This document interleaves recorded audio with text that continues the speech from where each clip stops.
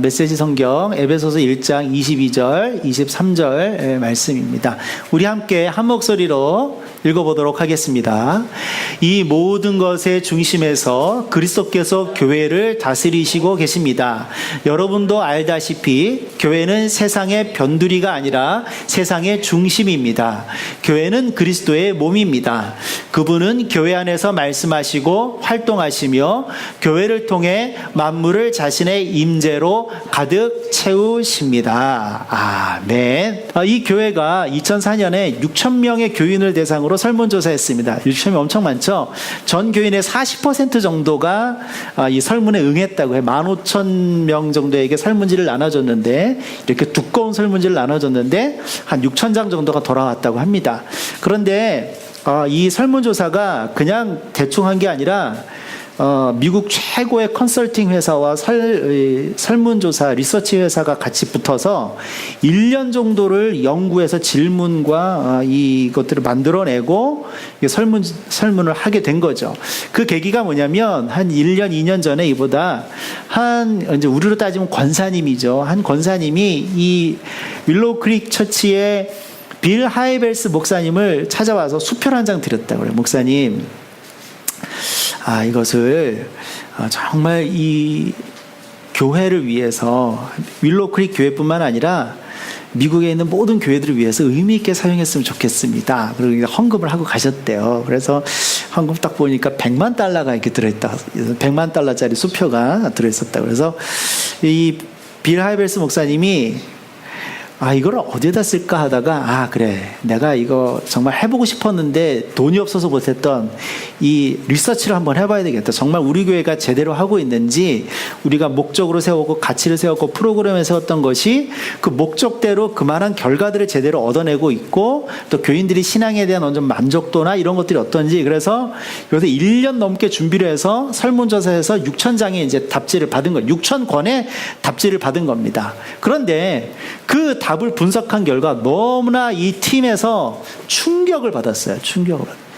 본인들이 생각했던 것과는 전혀 다른 답이 나온 거예요.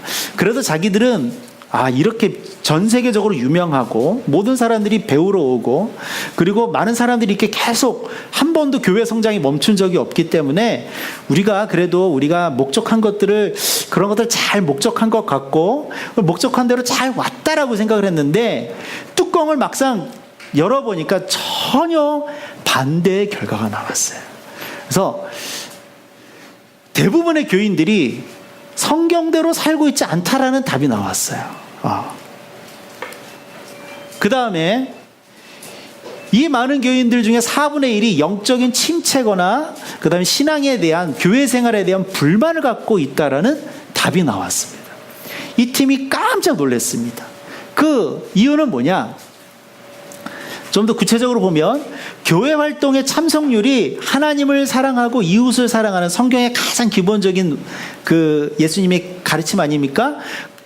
교회 참석률이 높고 교회 활동을 많이 한다고 하나님을 사랑하고 이웃을 사랑하지 않다라는 게 계량적으로 나와버리는 거예요.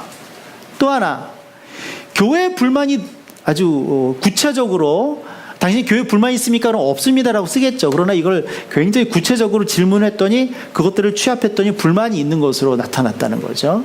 그 다음에 많은 사람들이 교회를 떠나고 싶어 하거나 아니면 신앙생활을 그만두고 싶어 하는, 교회를 지금 잘 다니고 있는 사람들인데 이런 답이 나왔어요. 그래서 굉장히 이 충격을 받았습니다. 또 하나의 또 자료가 있습니다. 2014년에 나온 책인데요. 가나안 성도 교회 밖 신앙이라는 책입니다. 이 책에 이제 양희송이라는 분이 쓴 책인데요. 2가지 통계 자료로 이 책을 시작을 합니다. 여러분, 가나안 성도가 뭔지 아세요? 가나안 거꾸로 하면 뭐죠? 안 나가. 그러니까 신앙은 있는데 교회는 안 나가는 사람을 말하는 거예요. 그거를 약간 희화해서 가나안 성도라고 합니다. 신앙은 있는데 교회를 안 나가는 거죠. 그래서 이것에 대해서 구체적으로 좀 조사를 해봤어요. 한목협 있습니다. 한국 기독교 목회자 협의회가 있는데 2012년에 조사를 했는데, 이 조사의 결과에 의하면 신앙이 있다 있다고 말하는 사람 중에 10% 정도가 교회를 안 나가는 가난한 성도라는 통계가 나온 거예요. 자, 단순하게 우리나라에 1,000만 명의 기독교인이 있다. 그러면 그 중에 10만 명은 뭐가 되겠어요? 저기 10%면 몇 명이 되겠어요? 100만 명이 가난한 성도라는 거죠. 신앙은 있다고 말하는, 나는 기독교인이라고 하는데 교회를 안 나가는 사람들이 약 100만 명 정도 된다. 그래서 더 적다, 더 많다, 여러 가지 있지만 지금 잠정적으로 많은 사람들이 한 100만 명 정도로 보는데 동의를 하고 있습니다. 그 다음에 조성동 교수님, 정재현 교수님 팀이 조사를 한 것이 있습니다. 진짜 가난한 성도 300명을 심층 설문조사를 했는데요. 그럼 이 사람들이 왜 가난한 성도일까? 왜 가난한 성도일까? 그래서 이 가난한 성도란 이야기가 나오기 시작합니다. 기독교인이라고 하는데 교회를 안 나가요. 그래서 많은 목사님들이 특별히 뭐라고 생각했냐면 신앙이 없어서 그런 거다.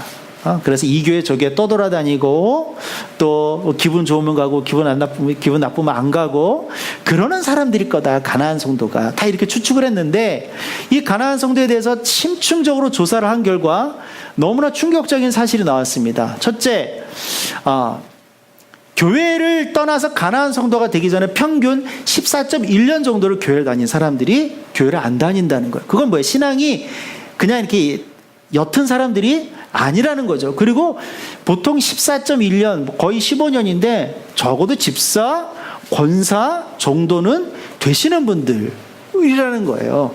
그러니까 신앙을 갖고 있는 분들이라는 거죠. 신앙을 갖는 정도가 아니라 어떻다는 거예요. 많이 아주 우리가 흔히 신앙이 좋은 사람들이라는 거죠.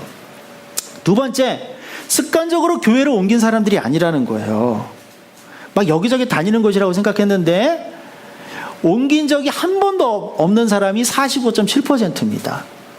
가난한 성도가 되기 전에. 교회를 한 번 옮긴 사람이 25%예요. 그러니까 나머지 한 25% 정도가 2번 이상 교회를 옮긴 사람들이라는 거예요. 생각보다 비율이 낮죠.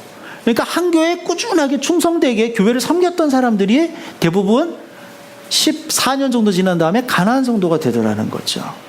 세 번째는 가난한 성도가 되기 전에, 교회를 떠나기 전에 평균 6개월 이상을 심각하게 고민을 했었다. 그런데 어느 누구에게도 자기가 지금 출석하는 교회 목사님이나 또 이후 성도들에게 신앙적인 이 부분에 대해서 어떠한 구체적인 도움도 받지 못하고 실제적인 조언도 얻지 못했던 경우들이 대부분이었다라는 그런 통계가 나왔습니다. 그리고 가난한 성도가 된 이유가 무엇입니까? 라고 물어봤을 때 이들이 대답한 바에 의하면 30.3% 정도는 자유로운 신앙생활을 하기 위해서. 여기서 말하는 자유롭다는 것은 너무 이렇게 교회 가면은 뭔가 이렇게 속박되고 뭔가 자꾸 이렇게 정죄의식을 느끼게 만들고 그런 것이 싫다는 거죠. 정말 편하게 신앙생활하고 싶다는 거예요. 자, 그 다음에 목회자에 대한 불만이 24.3%라 많이 나왔습니다. 저도 동의합니다. 이 중에 24.3%는 목회자에 대한 불만이 있을 수 있다는 거죠. 네. 그 다음에 같이 신앙생활하는 교인들에 대한 불만이 약 20%. 그 다음에 신앙에 대한 회의는 불과 13.7%. 그러니까 신앙에 대한 회의가 있어서 교회를 안 나간다는 게 아니라는 거예요. 그래서 이러한 통계들이 나왔어요. 이 윌로우크릭 교회 통계와 이 가난한 성도 교회 밖 신앙에서 나오는 이 두 가지 통계를 보면 교회가 지금 무엇인가 교인들에게 신앙적으로 만족을 주지 못하고 있다라는 것이 계량적으로 드러났다는 것입니다. 물론 개인적인 것에 대해서도 책임이 전혀 없을 수도 없죠. 그러나 제가 목사지만 제가 생각해도 훨씬 더 많은 부분은 교회와 목회자에게서 그 이유와 원인이 있다고 인정할 수밖에 없습니다.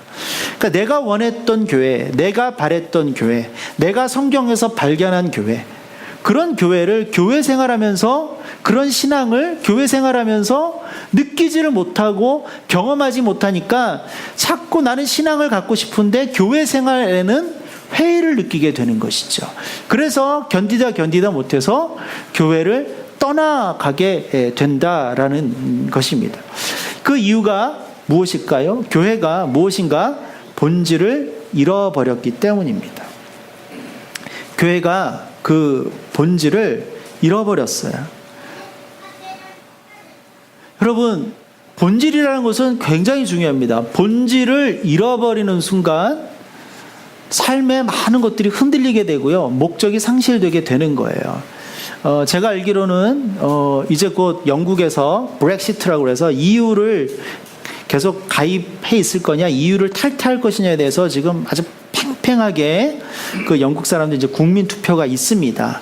근데 그 결과에 따라서 전 세계 경제와 정치와 여러 면에서 굉장히 큰 파급이 생기거든요. 어디야 됐든. 그래서 지금 전 세계가 지금 거기를 주목하고 있습니다. 아주 예의주시하고 있어요. 특별히 경제계가 그렇습니다.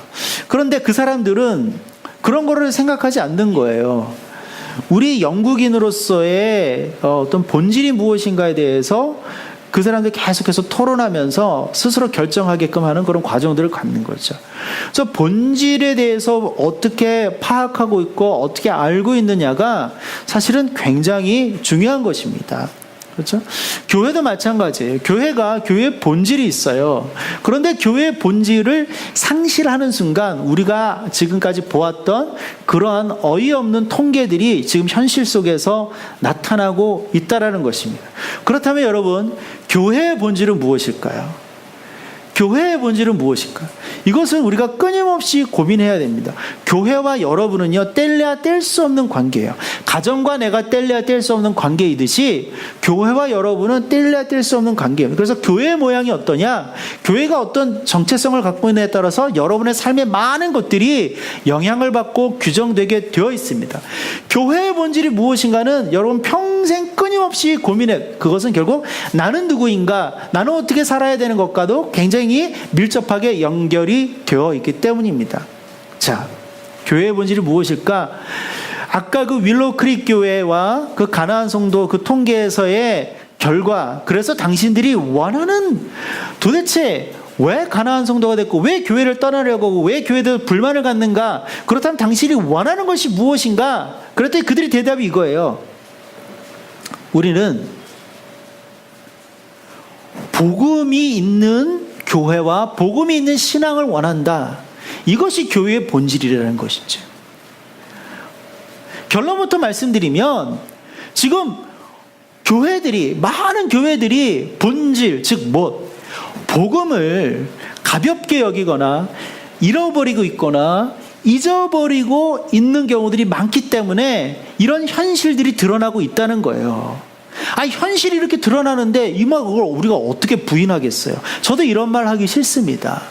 그래서 그러면 그 복음, 당신들이 원하는 복음은 무엇일까라고 물어봤더니 그 사람들이 말하는 게 이거예요. 우리는 하나님의 말씀을, 제대로 된 하나님의 말씀을 듣고 경험하고 접하고 싶습니다라고 대답하는 거예요. 이 말은 뭐예요? 지금 교회에서 하나님의 말씀을 지금 제대로 전하고 가르치고 접하게 하고 있지 않고 있다라는 거예요. 사람의 이야기들과 사람의 생각들이 더 많이 난무하고 있다는 것이죠. 거기에 대해서 지금 기독교인들이, 교회를 다니는 교인들조차도 실증과 염증을 느끼고 있다는 거죠. 두 번째는 깊이 있는 예배를 경험하고 싶습니다. 그냥 형식적인 예배, 그냥 종교적인 예배, 습관적인 예배가 아니라 그 예배 가운데 하나님을 만나고 하나님의 임재를 경험하고 내 삶의 어떤 뜨거움을 느끼고 어떤 해결과 힐링을 느끼는 그런 깊이 있는 예배를 경험하고 싶습니다. 바꿔서 말하면 지금 대부분이라고 하는 좀 너무 가혹한 표현이고요. 많은 교회들이 예배가 그냥 형식적인 예배가 많다는 거죠. 제가 한번 어느 서울 시내에 유명한 교회를 갔습니다. 100년 정통에 있는 교회. 이제 가서 뒷자리에 다 앉아서 예배를 드리는데요.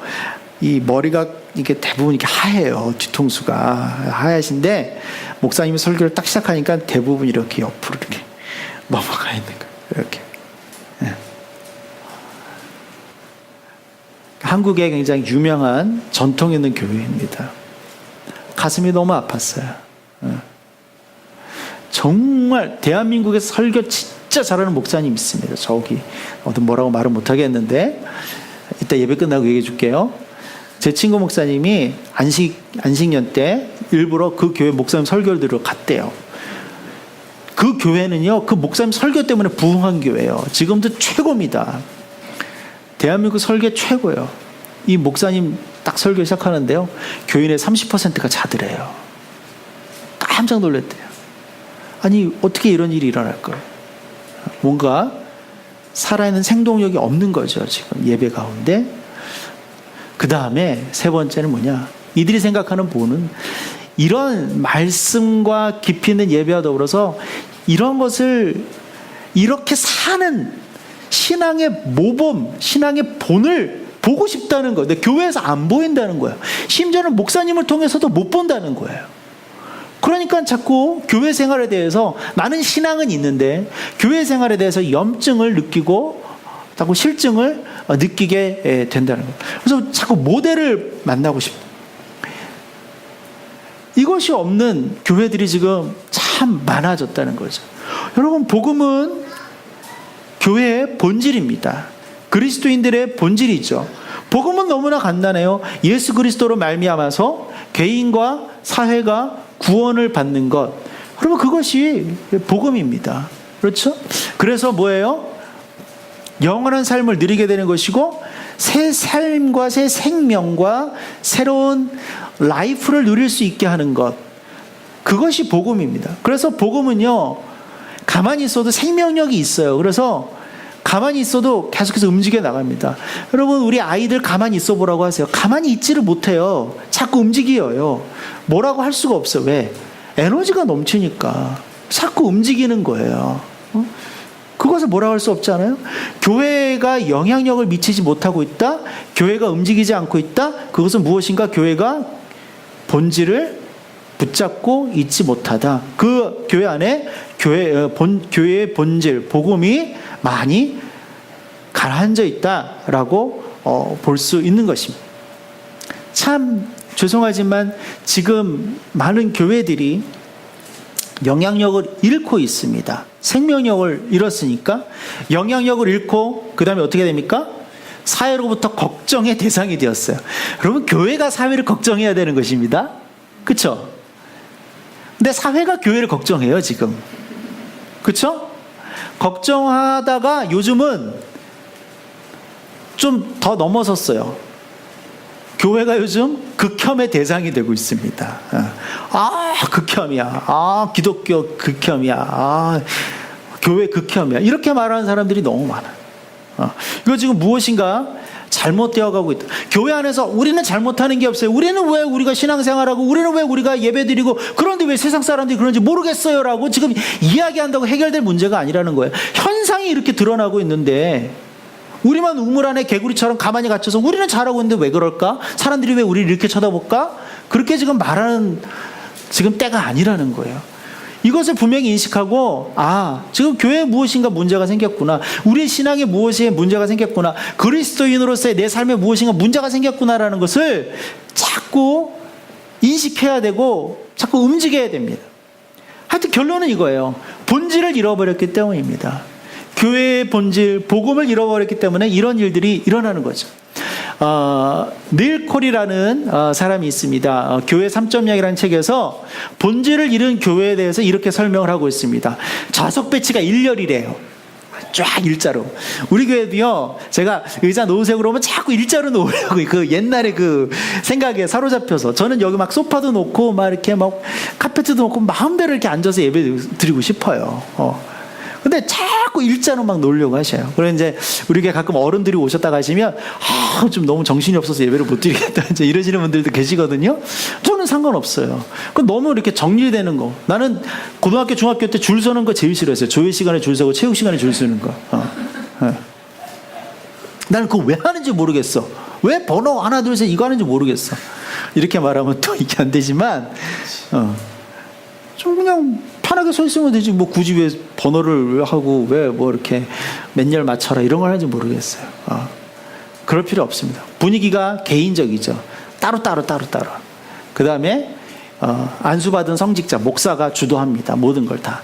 그 다음에 모든 자원, 재정과 인력과 모든 자원 외부에서 다 수입합니다.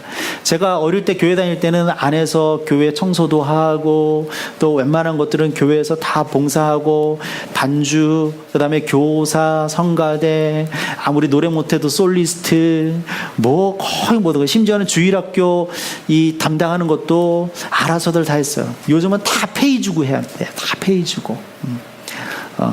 요즘 교회에서 관리하는 분 안 고용하는 교회는 거의 없죠. 뭐 심지어는 반주자, 악기별로 다 페이 줘야 됩니다. 그리고 뭐 성가대도 솔리스트 뭐 다 페이 줘야 됩니다. 또 그렇게 하다 보니까 뭐예요? 페이 좋은 대로 다 움직이죠. 그렇게 저는 좋지 않다고 생각합니다. 그 다음에 지도자 역할이 주로 가르치는 거, 말하는 거, 목회하고 설교하는 거.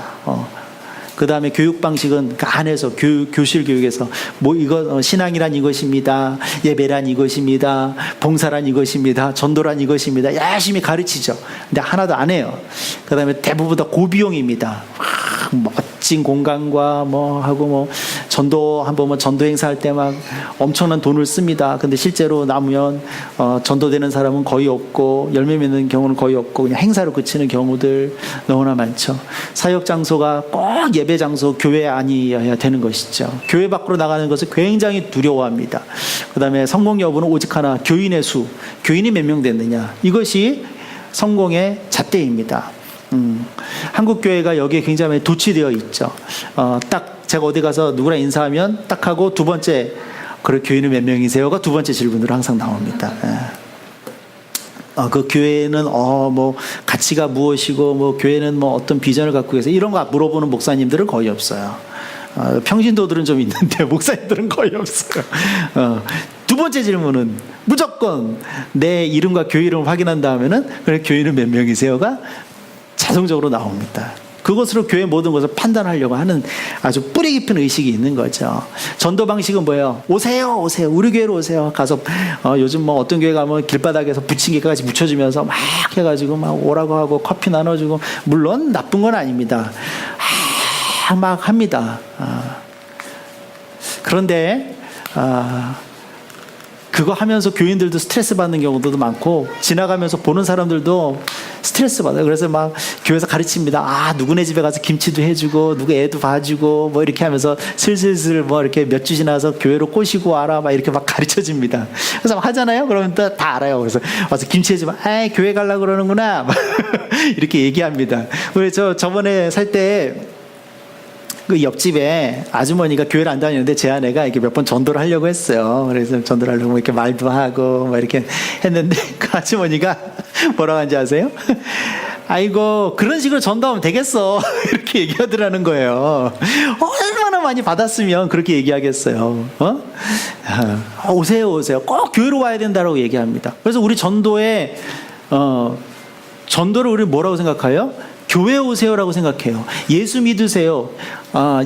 그런 말 표현보다는 교회 오세요라는 표현을 훨씬 더 우리가 쉽게 편하게 생각한다는 거죠. 그 다음에 뭐 어떤 프로그램이 많고 무슨 행사가 많아야지 매력이 있다고 생각하고요.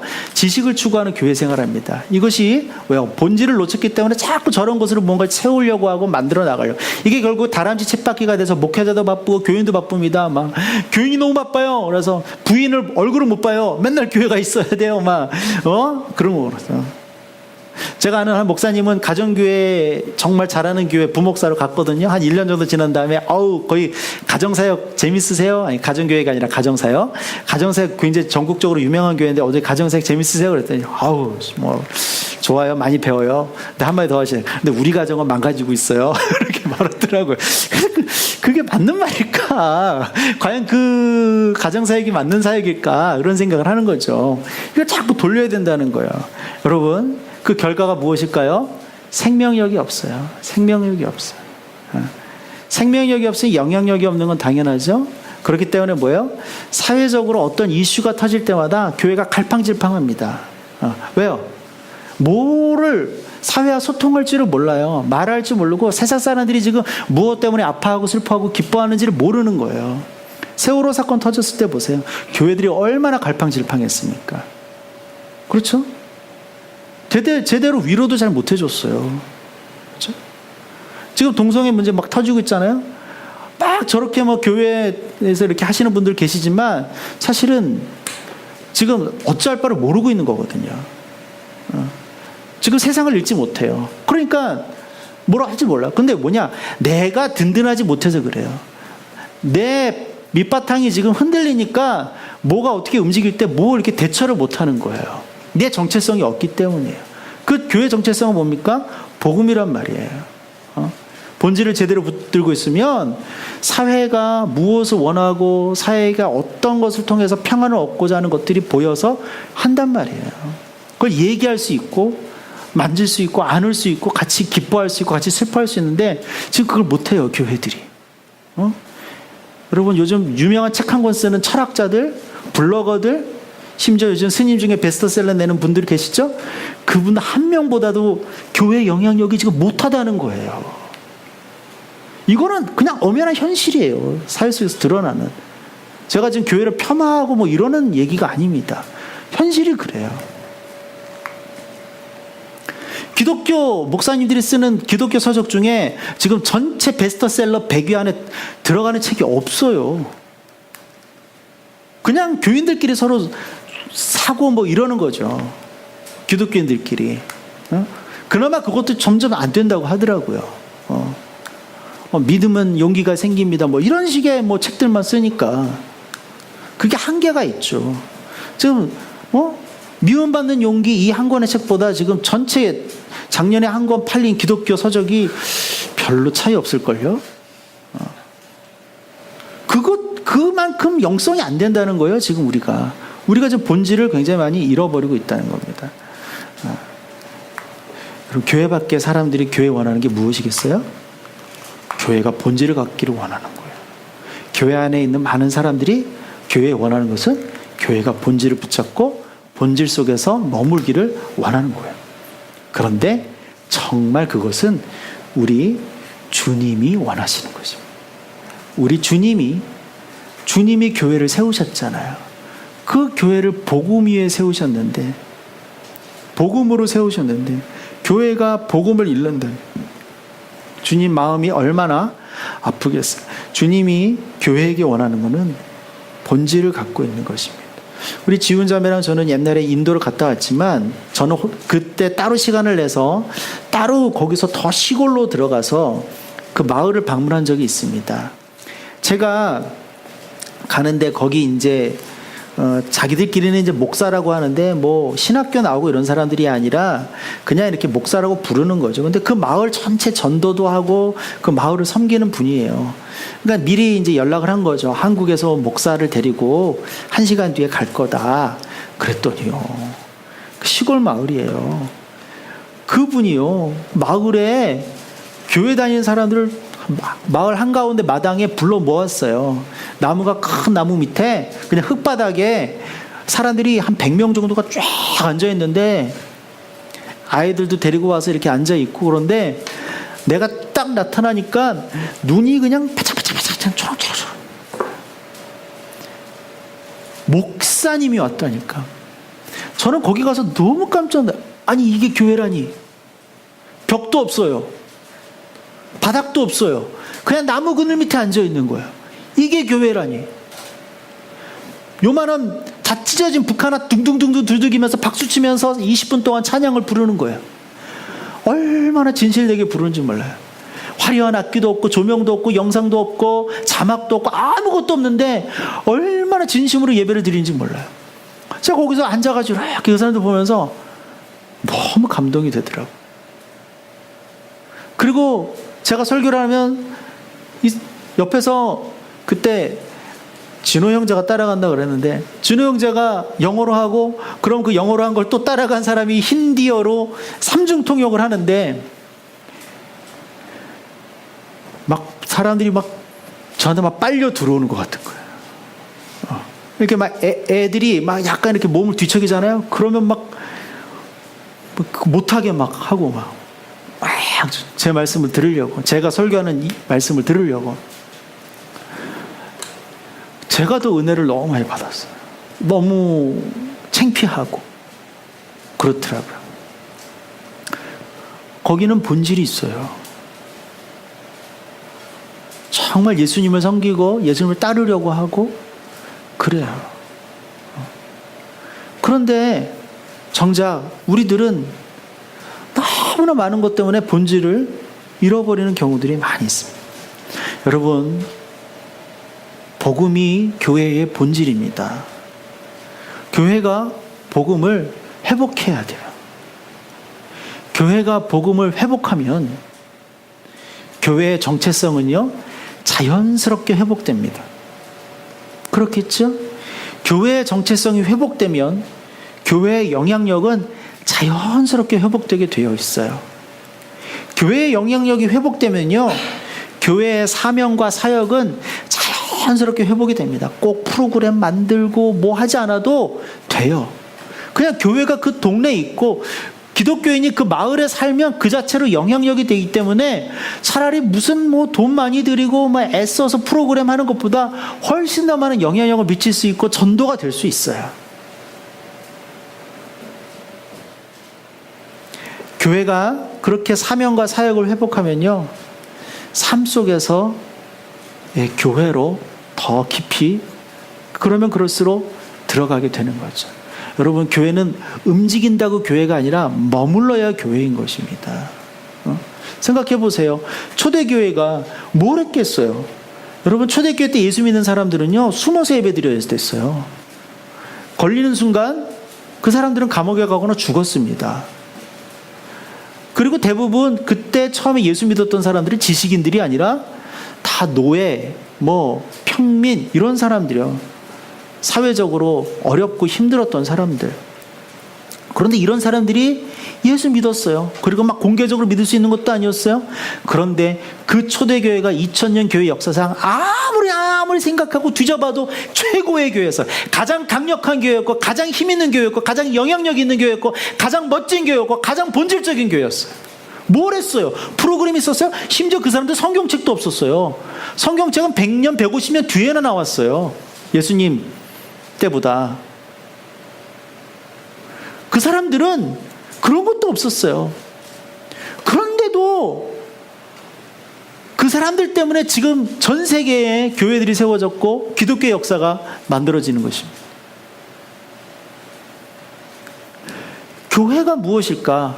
복음을 붙들고 있으면, 예수를 사랑하면, 예수님을 깊이 사랑하면, 말씀을 깊이 사랑하면 그것이 교회예요. 그러면 영향력이 생기고, 그러면 교회는 자연스럽게 일할 수 있는 거예요.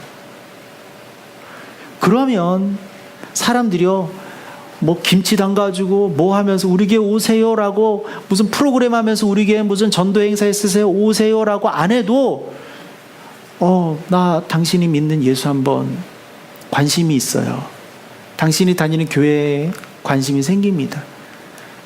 그때까지 기다려야 돼요. 지금 우리가 너무 조급해요. 그거를 못 견뎌요.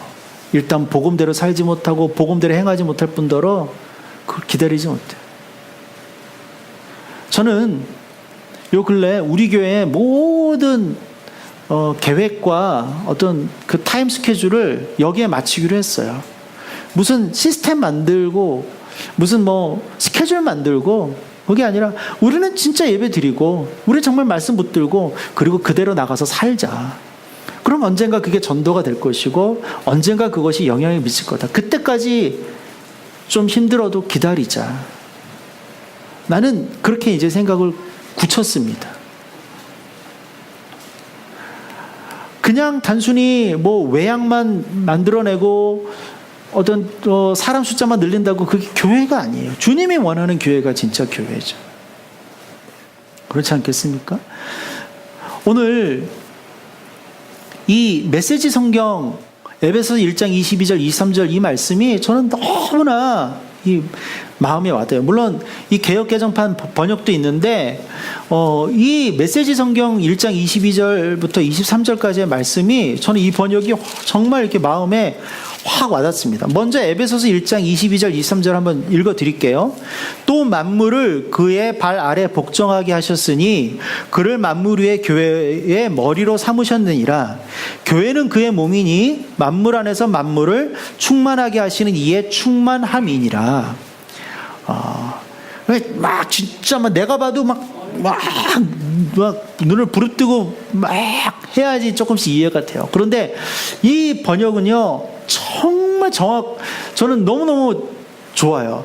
자, 모든 것의 중심에서, 이 세상의 모든 것의 중심에서 뭐예요? 그리스도께서 교회를 다스리고 계십니다. 주님은 이 온 세상을 구원하셨고 온 세상을 다스리시잖아요. 모든 만물 속에서도 특별히 교회를 다스리신다는 거예요. 여러분도 알다시피 저 노란색 글씨가 정말 마음에 와닿아요. 교회는 세상의 변두리가 아니라 세상의 중심입니다. 아멘. 나는 왜 이 말이 좋냐? 교회는 세상의 변두리가 아니라 세상의 중심입니다. 여러분, 이때 기독교인들 뭐라고요? 노예거나 평민이거나 땅 밑에서 방 구석에서 비밀스럽게 예배드리던 하찮은 사람들이었어요. 사회적으로 보면 무슨 교회예요 이게? 무슨 모임이에요? 무슨 종교예요? 그런데 사도 바울은 그 에베소라는 그 대도시에 모여 있는 그 예수를 믿는다는 그 사람들의 모임에게 이렇게 편지를 써준 거예요. 여러분들의 모임, 교회는 세상의 변두리가 아니라 세상의 중심입니다. 이건 혁명적인 이야기예요. 그런데 지금은 우리가 떳떳하게 예배드릴 수 있고 모든 걸 다 할 수 있는 세상이 되었는데 왜 우리는 세상에 자꾸 변두리라고 생각하고 세상의 변두리처럼 행동을 하냐 이거죠. 교회가 권위를 갖자, 교회가 힘을 갖자라는 이야기 아닙니다. 그만한 영향력을 갖자라는 거죠. 근데 영향을 갖자라고 해서 갖는 게 아니라 우리가 복음을 가져야지만 그냥 영향력은 자연스럽게 나오는 거예요. 교회는 그리스도의 몸입니다. 그러면 바꿔서 말하면 뭡니까? 예수님은 교회의 머리라는, 예수님은 교회의 머리이십니다. 머리가 예수님이 생각하시는 대로, 예수님이 느끼시는 대로, 예수님이 판단하시는 대로, 예수님이 결정하시는 대로 몸인 교회는 움직이게 돼 있어요. 근데 왜 교회가 예수님과는 별개로 잡고 복음과는 별개로 잡고 움직이려고 하냔 말이에요. 말씀에 써 있는데 말씀대로 우리가 안 살고 말씀대로 우리가 안 할 경우들이 너무 많다는 거예요. 우리 교회부터 더 긴장하고 더 깨어 있어야 됩니다. 저는 많은 프로그램 하지 않을 겁니다. 여러분들 막 쪼아대지 않을 거예요. 그러나 이 부분에 있어서는 저는 계속해서 강조하고, 여러분들이 주일 예배뿐만 아니라 삶 속에서도 말씀대로 복음대로 살아가고 그렇게 부끄럼 없이 살아가는 것을 저는 계속해서 여러분 제가 강조하고, 여러분 제가 그 부분에 있어서는 물러서지 않고 밀어붙일 것입니다. 그래서 저는 수요일날 꼭 이제 성경 공부하자는 거예요. 성경 공부도 교재 가지고 하는 게 아니라, 교재 가지고 하자는 게 아니라 그냥 성경책 보면서 있는 대로 성경을 풀어가면서 또 우리가 그날 공부한 것, 그날 알게 된 것을 어떻게 삶 속에 적용시킬 것인가까지 함께 고민하고 함께 나누면서 하자는 거예요. 이것이 충분해지면 또 하나님 우리가 그 다음에 할 일들에 대해서도 또 말씀해 주시는 것이 있겠죠. 교회는 그리스도의 몸입니다. 그분은 교회 안에서 말씀하시고 활동하십니다. 우리 교회가 주님께서 우리 안에서 계속해서 말씀하시고 주님께서 우리 안에서 계속해서 움직이시고 활동하시기를, 우리의 교회가 그런 교회가 되기를 정말 소망합니다. 사람의 이야기, 사람의 행동들이 아니라 주님의 말씀과 주님의 움직임들이 이곳에 충만하기를, 그 생동력이 있는 교회가 되기를 저는 정말로 소망합니다. 그런 교회는요, 주님께서 그런 교회들을 통해서 주님의 그 임재와 영광을 만물에 가득 채우시는 거예요. 주님이 이 땅에 임하실 때, 이 땅에서 역사하실 때 필요로 하는 스텝스톤, 디딤돌과 같은 것이 교회요 그리스도인이라는 거죠. 여러분, 성경은요, 우리도 교회라고 이야기했습니다. 한 사람 한 사람이 교회라고 했어요. 이것을 여러분 자꾸 건물 교회와 어떤 조직의 교회로만 생각하지 마십시오. 여기서 말하는 교회는 우리 한 사람 한 사람도, 그리스도인 한 사람 한 사람도 해당하는 것입니다. 주님께서 우리를 통해서, 여러분 한 분 한 분을 통해서, 이 교회를 통해서 역사하시고 세상 가운데 당신의 영향력을 드러내시기를 원하십니다. 그래서 우리는 세상의 변두리가 아니라 세상의 중심이 되는 것입니다. 교회에 대한 정의를 다시 내려야 될 시점이 왔어요. 그래서 아까 나온 이 닐콜의 이야기, 본질을 잃은 교회가 이렇다면 다시 본질을 회복하는 교회는 이렇게 될 거라는 거죠. 좌석 배치 아무런 상관없다는 거예요. 분위기 개인적이지 않고요, 개별적이지 않고 친화적이고요. 사역의 주도자는 목회자가 아니라 평시도가 되고요. 자원은 외부에서 유입하는 것이 아니라 내부에서 자발적인 자원들로 움직인다는 거죠.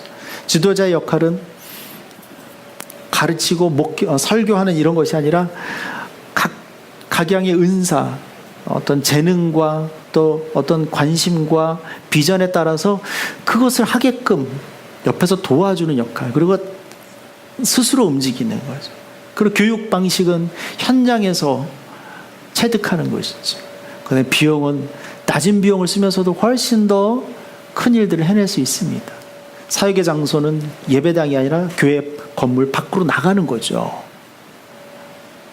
그리고 성공 여부는 교인 수가 몇 명이 아니라 정말로 예수님의 말씀대로 살기로 한 제자의 수가 얼마나 되느냐가 그 교회의 성공 여부로 판가름되는 거죠. 그래서 전도는 오세요, 우리 교회로 들어오세요가 아니라 우리가 글로 들어가겠습니다. 우리가 가겠습니다. 이것이 전도인 거였어요. 그래서 어떤 교회에서 하는 프로그램으로 매력을 느끼는 거 아니라 그리스도인들이, 교인들이 세상에 나가서 사는 그 삶의 변화와 삶의 방식을 보고 매력을 느끼는 거예요. 그러니까 자연스럽게 전도가 또 되는 거죠. 교회 생활은 지식을 추구하는 것이 아니라 하나님의 가족으로서의 경험들을 하는 거예요. 많은 사람들이 교회 갔다 와도 공허함을 느낍니다. 그냥 혼자 있다 온 것 같은 느낌들을 많이 받아요.